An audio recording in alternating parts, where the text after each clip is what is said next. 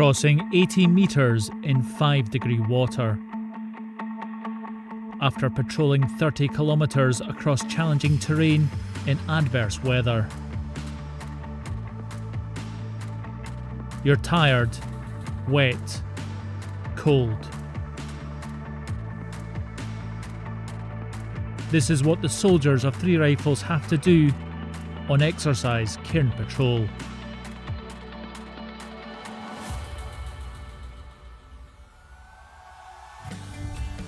The Exercise Cairn Patrol is the battalion section patrols exercise which is being held in Edinburgh over the Pentland Hills. They start in sort of the southern Pentland region and they move from there over about 40 kilometres over very sort of undulating terrain, and then they're doing patrol skills, so they'll do communications, medical, vehicle recovery, recce, all these different stands that they're doing as they move all the way to their FRV.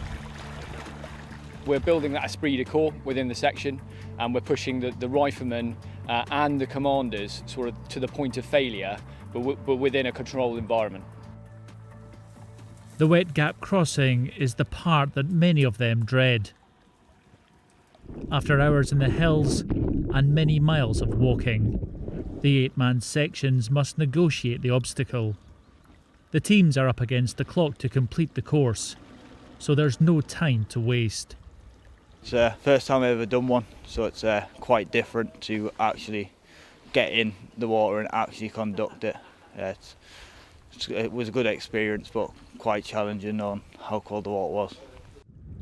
Despite the soldiers' training, crossing water like this is still dangerous. That's why the diving experts of the Royal Engineers have been drafted in. They're on hand to keep an eye on the riflemen in case they get into any trouble. With fatigue a major issue by this stage of the patrol, nothing is left to chance. 4 people maximum in the water at a time, 1 weak swimmer at a time in the water.